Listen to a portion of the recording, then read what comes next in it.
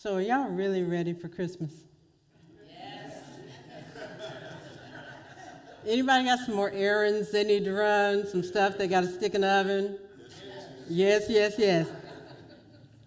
So I promise you today that I will not hold on to y'all long, and I invite you now to consider, after you get done running all your errands and everything is closed and there's nowhere else to go, to consider coming back and joining us this evening at 6 o'clock p.m. where we will do our traditional candlelight service. And know that wherever we are, that there is room for you and room for your yes. So as we get started this morning, I want to start with one of my favorite games, Did You Know? Did y'all know that there are 31 days in December and 27 of those days are dedicated to some religious, cultural, spiritual, or social celebration? Did y'all know that? All right, I'm so glad I'm not the only one. And so when I realized this, I went, December is this month of celebration of one thing or another. And here's the idea about celebration, and when we involve ourselves in all of these types of celebrations, regardless of what we call them, it means that they are all rooted in what we know to be our capacity to believe. The dictionary defines belief as a word, as a verb. You know what? I'm going to do something I haven't done in a long time.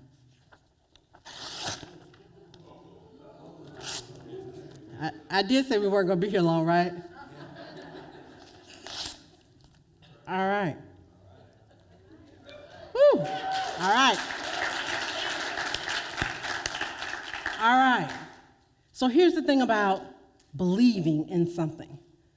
When we believe in something, it requires our participation. It requires that we involve ourselves in it such that the thing that we believe in can evolve. One of the things that I have learned in my life about believing is a very spiritual way of saying put up or shut up. Because it's easy to stand way back here and just believe. But to really, truly believe, we have to get in the game.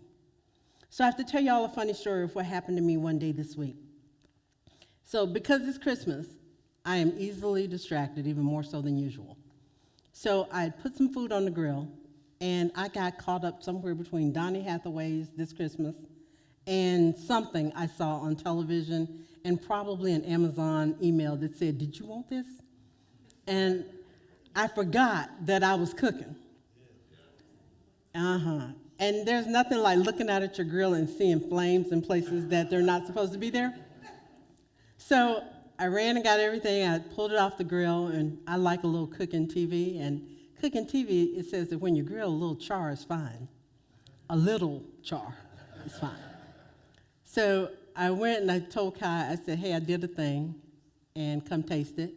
And she was like, "It's good, but I was like, "All right, I need a do-over." So I grabbed my purse, and I run out to go to the grocery store because I'm going to try this again. Now, here's the thing. When I say I'm going to run to the store, that is not the time to come to the store with me because I am literally going to go in, make a beeline for what I need, and run to self-checkout, and I'm out. So I walked in, and I'm going toward the deli, and I saw this guy see me. And he stopped, and he looked. And I just kept on because I'm trying to get to the meat. Don't get in between me and my dinner. And I heard somebody saying, "Ma'am, ma'am." I didn't stop and respond because ma'am is my mother. And I'm on a mission. I go get the meat, and I was like, "Ooh, I wonder if they got that seasoning I like." So I spun around down the spice aisle. You know, when you go to the grocery store of your choice, you know how you know where everything is? I knew exactly where I was going. I spun around, got my spices, and I went to self-checkout. And I still heard this person saying, "Ma'am." As far as I'm concerned, not talking to me. And I check out, and I'm walking out of the exit. Now, this thing irritates the OCD in me. How many of y'all come in the door that says out? Do y'all do that? Well, this person was coming in while this person behind me is yelling, "Ma'am." And she said, "Ma'am, I think somebody's trying to get your attention." And I turn around, and I'm like, "Talking to me?" And he said, "Oh, my God, you're fast." I was like, I'm like, bro, I'm trying to get some forgiveness and some dinner. And I was like, how may I care for you? Because I'm figuring somebody knows who I am. And he said, I just wanted to tell you that I like your shirt. And I thought, so I looked down because I was like, well, what does it say? And the shirt says that I believe in the good. And it's one of those shirts that says, be the good is in a different color. And he's standing there and he's telling me, he's literally what we call in the Baptist church, he's having a testimony service. And he is testifying to the good in his life. I just wonder, is there like a flashing marquee across my head that says minister? And so I'm like, okay, yeah. And then the lady that caught me, she leaned around like, well, what does it say? She said, I believe in the good too. In walks a family. I'm trying to go out. In walks a family. And the gentleman says, what do we believe in? And I'm like, really? And they all point to my shirt. And he said, I can get down with that. And he had two sons, probably about 7 and 9. And he said, do y'all believe that? They leaned around and looked. They said, that's good. I believe in the good. So this is all happening, friends, inside of that little space in the grocery store where you go out one set of doors, you push your cart over there, and you go out another set of doors. We're like having a mini New Thought revival right there. But here's the thing about belief. Now, this shirt, I bought it last year, the day after Christmas. You know how everything gets marked down to that place where we want it? And I did not pay attention to the fact that I was buying a men's shirt, so it was super extra big, but I didn't care. Because that's how belief is. We don't care if it fits. We just connect to it. So I go home, I tell Kai the story, and I got to jot it down because I cannot forget this, because I promised them they would be internet famous on Sunday morning. And as the week went on, I do this thing every December where I pull a journal off of a shelf, and the one that I pulled down was the one, it was circa 1999, so I had to dust it off. And I opened it up, and this is when I was just an absolute idealist. And the question that I was answering was because I had just moved to Central Florida. I didn't know anybody. I didn't know how to get to one thing or another. I wasn't real sure where I was. I saw some signs that said Tampa, and I'll go with that. And it's that moment where everything around you feels new and unknown. And I said to myself on Christmas Eve that year that, God, I wish I could just find a spiritual community where I belong. And what I wrote down, because I learned to be very specific in my prayers at that time, that if I found this community where I belong, that it is a community of people who gather not because we believe the same things, but because we are crazy and courageous enough to just believe in something. And I thought to myself, well, okay, that's appropriate. And this idea of believing, there's a passage of scripture, it is in Matthew 8 and 13 or 31. It's a 3 and a 1 in there. It has nothing to do with Christmas, but it has everything to do with Christmas. It's the story of the centurion who was trying to catch up with Jesus so that he could heal his servant. And Jesus said to him that it is done unto you as you believe. Friends, all of my life I have heard that passage in one religious denomination or another, but it came to life for me, done unto you as you believe, not necessarily like you believe, but when you believe. So when you believe whatever it is that you believe, beloved, it is done unto you. It is so. So this Christmas, when I think about all the stuff that I believe, and this time of the year, for us, everything that we believe is on the external. We got horns and wreaths on the front of our cars. We have lights on our homes. We have Christmas trees in our windows. I mean, look around the room how fabulous y'all look. I'm real clear that y'all think red is fabulous. And what it is that we believe about this season. I believe a lot of things. I still have a part of me that I connect with, the child in me, that will look to the sky this evening and look for Santa's sleigh. And hopefully Rudolph giving me a little flicker.